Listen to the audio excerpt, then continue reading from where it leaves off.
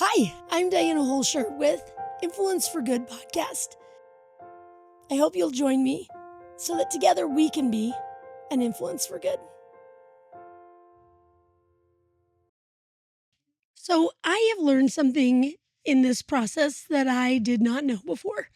I have been somebody who has spent very little time on my social media over the years, and I've spent most of my time, if I was uploading a picture of my kids going to prom or a family vacation, really treating it almost more like a virtual journal that I would have a place to keep my pictures safe in case my house burned down or something like that.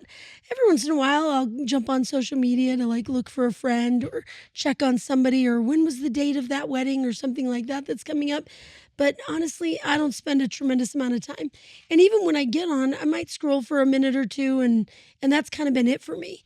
So I was grossly underprepared for this whole experience of starting my own podcast and then having the daily posts every single day that my social media team is helping with because I just didn't know. So, I want to teach you something that I've learned about this that as I've been discussing it with my peers and people up to about 20 years younger than me, and everybody older than me doesn't seem to know, that I think is um, a huge wealth of knowledge that can make a big impact in our lives. So that is the way that the social media stuff works. So have you ever heard that old phrase, high tides rise all ships? So when we start making an influence for good, it starts to elevate everyone that does an influence for good. So what I have learned about this, you know how whenever you hear somebody on social media or any kind of an influencer, they're always follow, subscribe, share, comment, they say all these things. I didn't know why they were saying that. Let me tell you what I've learned is when a podcast or any kind of a recording goes out, any kind of a post goes out, it might go to, I'm going to use imaginary numbers because it's all on a scale, but let's say it goes to 1,000 people. Within the first 12 hours of that post going out, if it's had enough active um, activity on that post, it will then get sent out to another 10,000 people. If it then gets more activity, meaning the like, share, follow, subscribe, comment, then it will go out to another 10,000 people. So, and then so on. It elevates each time and goes to a bigger, broader, wider audience. So, this is what I'm wanting to share is I want you to think about your power for good. If you, each time you spend a few minutes scrolling, look for some content that you think is a good message. I want you to think of maybe your favorite inspirational um, speakers or your favorite inspirational athletes or someone that does something that you feel like makes the world a better place. And I want you to think if that's a message that you feel like will make the world a happier, better place, it's going to help people come to Christ, help people look for the good in the world. I want you to consider spending a little bit of time liking and doing some of those things, especially if you go into comments and you even just put a bunch of hearts or a bunch of clapping hands or a bunch of angel emojis. You don't even have to think of something clever or interesting to say. If you just do that, what you're going to do is generate so that those um, things that are putting out good in the world will be processed out to thousands of more people. So let's say that you're somebody who you have it on your heart that you wish you were more of a missionary or more of a testifier, but it's too scary and it's too overwhelming and you don't know how to do it or you just don't feel like that's how you're supposed to do it. Will you consider spending a little bit of time amplifying the voices of people that are preaching the message that you want to preach? The thing that gets the most traction is if you comment or if you copy and share through text message or through social media messaging. Those are things that create you kind of get more bang for your buck if you do something like that. So let's say you and one of your best friends, or you and your sister, or you and your spouse decide to take this challenge on where every day you're going to send them 3 or 4 or 5 things, and they're going to send you 3 or 4 or 5 things. You then participated in boosting in boosting the world's algorithms of things that are of Christian or of good or uplifting content. I don't know if you've spent very long scrolling before, but if you've spent some time, it's pretty appalling the dark hole that you can go down and how much yuck stuff. It starts out, maybe it was funny, and then it turns into a little inappropriate humor and then a little dark humor. And you're like, whoa, whoa, whoa. Like, why would this even get sent to me? And you start to realize there's some really dark rabbit holes out there. Whereas when we followers of Christ, when we people who want to be influences for good, go out of our way to put our attention behind those, it makes a huge difference. Now, we know that for things like movies and for TV shows and for products that we purchase. But I don't know that I realized it could be this easy.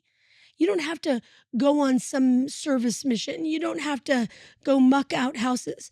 If you are somebody who doesn't have great health or is extremely busy or cares for little children and the time of your life that you're in just doesn't allow you the freedom to go out in the world and do those things, recognize your ability from your own home or the carpool line or the doctor's office waiting room, that you have the ability in those 5 minutes to be this high tide, this high tide that rises all good things.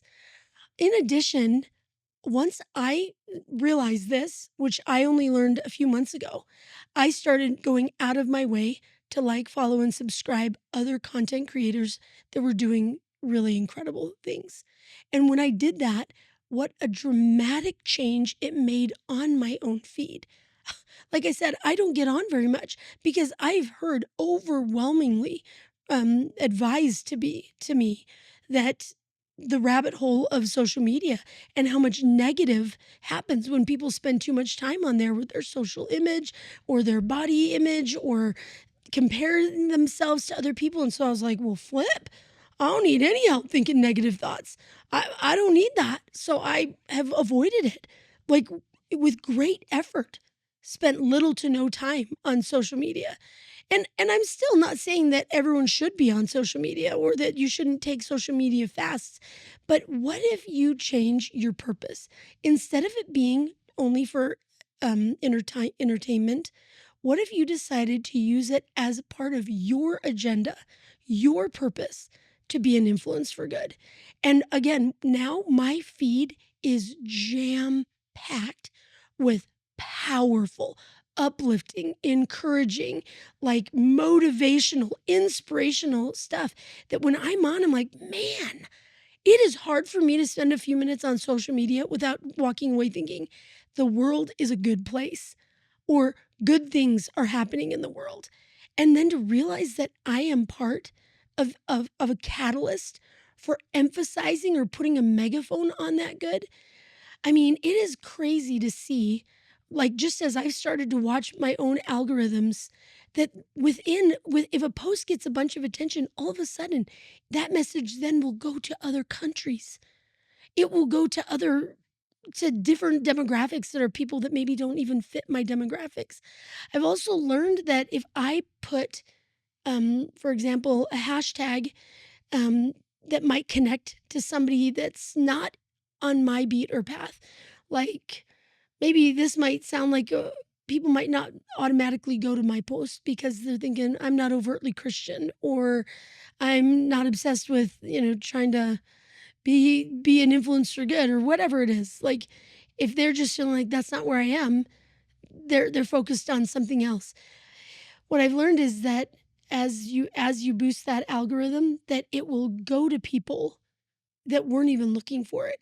And if I attach things like a hashtag that says, like, if I'm talking about Christ and how he can heal, and I attach a hashtag that says something like hashtag cancer sucks or hashtag um, I'm sick of feeling sick, then I might be able to help this message go to people that are actually going through really hard things right now.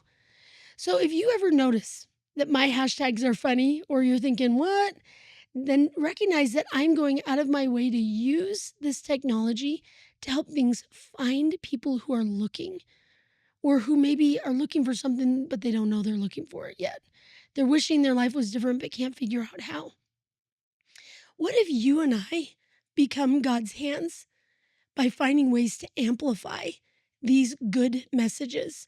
Look for great preachers, look for great uplifting musicians, look for inspirational stories, quotes, or even things like if somebody's sick and they're looking for support or help or financial um, donations. What if you become somebody who amplifies those causes and those good things? I want to encourage you to just consider what that would do. Give it a try for this week. Give it a try where you become a megaphone for good. What if you and I become an influence for good together by not just our own selves speaking good words, but amplifying the voices of as many people around us as we can find?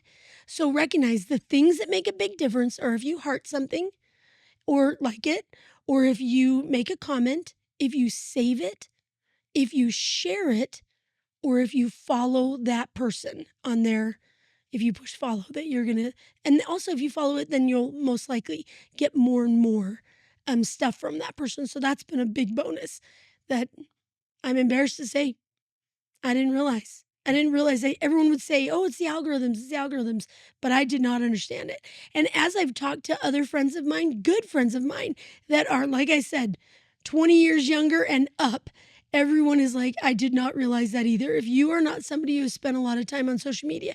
Now, if you're a young person and you know this, please, hello, no, recognize that there's a lot of people in your life that don't know this. And maybe to consider passing this message on to an older sister, to an aunt, to a mom, to an uncle, to a brother. Somebody who maybe has, I know that my sons that are teenagers and young adults haven't spent a lot of time on social media because it just wasn't their jam. And I am positive that my teenage sons, we've talked about it, none of them knew or understood this because they just weren't that interested in social media. They were maybe more interested in watching YouTubers, but they followed those guys. So please understand how this works. And whether you're on social media or whether you're on podcasts or whether you're on YouTube, all of these things are ways that we can boost the good in the world. Man, let's be an influence for good. Let's go at it this week and just shift. It's called, when you shift something like this, it's called trending. And all of a sudden, let's make great, good, wholesome Christian content trend. How cool is that idea?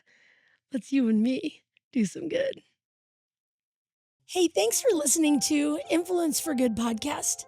Would you please take a second before you move on with your day and just think about the things that we talked about? Is there anyone in your life, your friends, your family members, your coworkers, that might need to hear this message? Sometimes a lesson that a parent or a boss or a coworker has said a million times can't be heard and can't be received except through a third person party. If there was something in today's message that you feel like could help a friend, will you please take a minute to just share it with them so that together we can be an influence for good?